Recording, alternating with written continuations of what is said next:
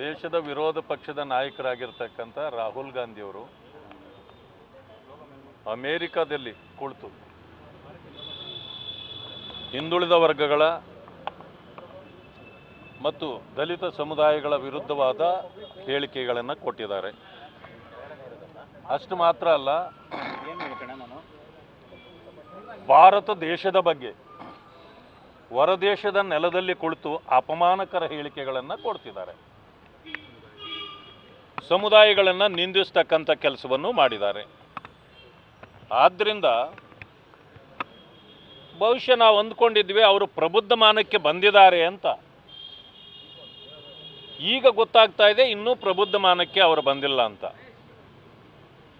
ಒಂದು ಘಟನೆಯನ್ನು ತಮಗೆ ನೆನಪಿಸಲಿಕ್ಕೆ ಬಯಸ್ತೇನೆ. ಅವರ ಅಜ್ಜಿ ಇಂದಿರಾ ಗಾಂಧಿಯವರು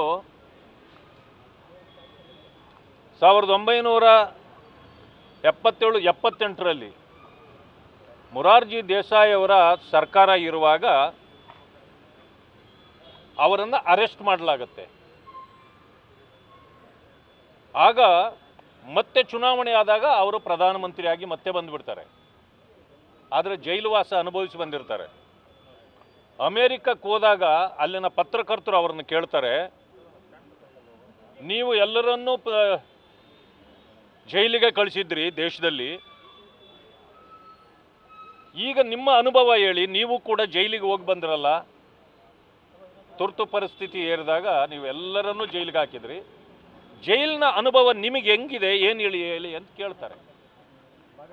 ಕೇಳಿದಾಗ ಅವರ ಅಜ್ಜಿ ಒಂದು ಮಾತು ಹೇಳ್ತಾರೆ, ನೋಡಿ ಅದು ನನ್ನ ದೇಶದ ವಿಚಾರ, ನಾನು ಅದನ್ನು ಹೊರಗಡೆ ಯಾವುದೇ ಕಾರಣಕ್ಕೂ ಅದನ್ನು ಪ್ರಸ್ತಾಪ ಮಾಡಲ್ಲ, ಅದು ನನ್ನ ದೇಶದಲ್ಲಿ ಮಾಡ್ತೀನಿ ಅಂತ. ಆದರೆ ನಿಮ್ಮ ಅಜ್ಜಿಯನ್ನು ನೋಡಿ ನೀವು ಕಲ್ತಿಲ್ಲಲ್ಲ, ಇನ್ನೇನು ಕಲಿತೀರಿ ನೀವು ಮಾನ್ಯ ರಾಹುಲ್ ಗಾಂಧಿಯವರೇ? ಆದ್ದರಿಂದ ಇವತ್ತಿನ ದಿವಸ ಮೋದಿಯವರ ಬಗ್ಗೆ ಹಗುರವಾಗಿ ಹೊರದೇಶದಲ್ಲಿ ಮಾತಾಡ್ತೀರಿ. ನೀವೇನೇ ಮಾತಾಡಬೇಕಾದ್ರೂ ನಮ್ಮ ದೇಶದಲ್ಲಿ ಮಾತಾಡಿ.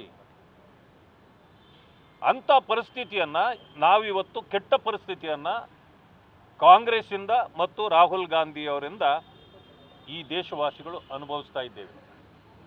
ಆದ ಕಾರಣ ಇವತ್ತು ನಮ್ಮ ಮಂಜುನಾಥ್ರವರು, ಹೂಡಿ ಮಂಜುನಾಥ್ರವರು ಇವತ್ತು ಒಂದು ಕಂಪ್ಲೇಂಟನ್ನು ಇಲ್ಲಿ ದಾಖಲು ಮಾಡಿದ್ದಾರೆ.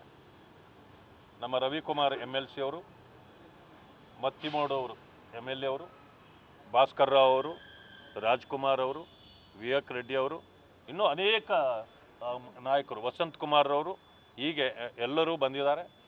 ಇವತ್ತು ನಾವು ಕೇಳಿಕೊಂಡಿದ್ದೇವೆ ಮಾನ್ಯ ಪೊಲೀಸ್ ಅಧಿಕಾರಿಗಳಲ್ಲಿ, ತಕ್ಷಣ FIR ಅನ್ನು ದಾಖಲೆ ಮಾಡಬೇಕು. ಇದು ನಾನ್ ಬೇಲಬಲ್ ವಾರಂಟ್ ಕೂಡ ಇದೆ ಇದರಲ್ಲಿ.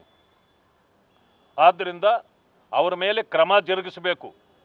ಇವತ್ತು ನೀವು ನೋಡ್ತಾ ಇದ್ದೀರಿ, ರಾಜ್ಯದಲ್ಲಿ ಸಂಪೂರ್ಣವಾಗಿ ಕಾನೂನು ವ್ಯವಸ್ಥೆ ಹದಗೆಟ್ಟಿದೆ. ಎಲ್ಲರ ಮೇಲೆ, ಹಿಂದೂಗಳ ಮೇಲೆ ದಬ್ಬಾಳಿಕೆ ಆಗ್ತಿದೆ. ಸಂವಿಧಾನ ರಕ್ಷಕರು ನಾವೇ ಅಂತ ಹೇಳ್ತೀರಿ, ಸಂವಿಧಾನಕ್ಕೆ ಅಪಮಾನ ಮಾಡ್ತೀರಿ. ಮೀಸಲಾತಿ ನಾವೇ ಕೊಟ್ಟವರು ಅನ್ನೋ ರೀತಿ ಮಾಡ್ತಿದ್ರೆ ಅದು ನೀವಲ್ಲ, ಅಂಬೇಡ್ಕರ್ ಅವರು ಕೊಟ್ಟ ಮೀಸಲಾತಿ. ಆದರೆ ರಕ್ಷಣೆ ಮಾಡ್ತೀವಿ ಅಂತೀರಿ, ಎಲ್ಲಿ ರಕ್ಷಣೆ ಮಾಡ್ತಾ ಇದ್ದೀರಿ? ಇವತ್ತು ನೀವೇ ಅಪಚಾರ ಮಾಡ್ತಾ ಇದ್ದೀರಿ. ಅದಕ್ಕೆ ಈ ಎಲ್ಲ ಕಾರಣಗಳನ್ನ ಇಟ್ಕೊಂಡು ಇವತ್ತಿನ ದಿವಸ ಭಾರತೀಯ ಜನತಾ ಪಕ್ಷ ರಾಜ್ಯಾದ್ಯಂತ ಹೋರಾಟಗಳನ್ನು ಮಾಡಿದೆ. ನಿಮ್ಮ ಭ್ರಷ್ಟಾಚಾರದ ವಿರುದ್ಧ ಹೋರಾಟ ಮಾಡಿದೆ, ಇನ್ನೂ ಮಾಡ್ತಾನೂ ಇದೆ. ಪೊಲೀಸ್ ಅಧಿಕಾರಿಗಳು ಇವತ್ತು ತೀರ್ಕೊಂಡು ಹೋಗ್ತಿದ್ದಾರೆ, ಬೇರೆ ಬೇರೆ ಇಲಾಖೆಗಳ ಅಧಿಕಾರಿಗಳು ತೀರ್ಕೊಂಡು ಹೋಗ್ತಿದ್ದಾರೆ ನಿಮ್ಮ ಭ್ರಷ್ಟಾಚಾರದ ಕಾರಣದಿಂದಾಗಿ. ಇವುಗಳಿಗೆಲ್ಲ ಉತ್ತರ ಕೊಡಲಿಕ್ಕೆ ನಿಮಗಿಂದ ಆಗ್ತಾ ಇಲ್ಲ. ನೀವು ಮಾಡಿದ ಭ್ರಷ್ಟಾಚಾರವನ್ನು ಮುಚ್ಚಿಕೊಳ್ಳುವ ಈ ವಿಚಾರದಲ್ಲೇ ನೀವಿವತ್ತು ಯಾವುದೇ ಅಭಿವೃದ್ಧಿ ಕಾರ್ಯಗಳನ್ನು ಮಾಡಲಾರದ ಪರಿಸ್ಥಿತಿಗೆ ನೀವು ಬಂದಿದ್ದೀರಿ. ಆದ್ದರಿಂದ ಇದನ್ನು ಮುಚ್ಚಾಕುವ ಕೆಲಸವನ್ನು ಮಾನ್ಯ ಮುಖ್ಯಮಂತ್ರಿಗಳು, ಈ ಸರ್ಕಾರ ಮಾಡಬಹುದು, ಈ ಅನುಮಾನವೂ ಕೂಡ ನಮಗಿದೆ.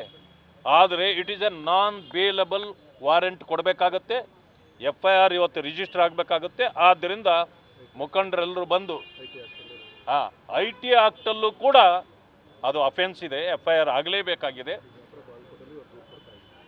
ಬಿಜಾಪುರ ಮತ್ತು ಬಾಗಲಕೋಟೆಯಲ್ಲೂ ಕೂಡ, ಇವತ್ತು ಬೆಳಗಾಂನಲ್ಲಿ ಕೂಡ ದೂರುಗಳನ್ನು ದಾಖಲು ಮಾಡ್ತಾ ಇದ್ದೀವಿ. ಬೇರೆ ನಮ್ಮ ರಾಜ್ಯ ಅಲ್ಲದೆ ಬೇರೆ ಬೇರೆ ರಾಜ್ಯಗಳಲ್ಲೂ ಕೂಡ ದೂರುಗಳು ದಾಖಲಾಗಿದೆ.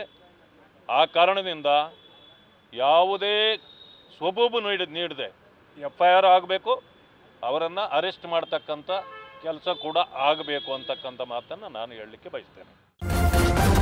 ನ್ಯೂಸ್ ಫಸ್ಟ್ ನಿರ್ಭೀತಿಯಿಂದ ನಿಮ್ಮ ಪರವಾಗಿ.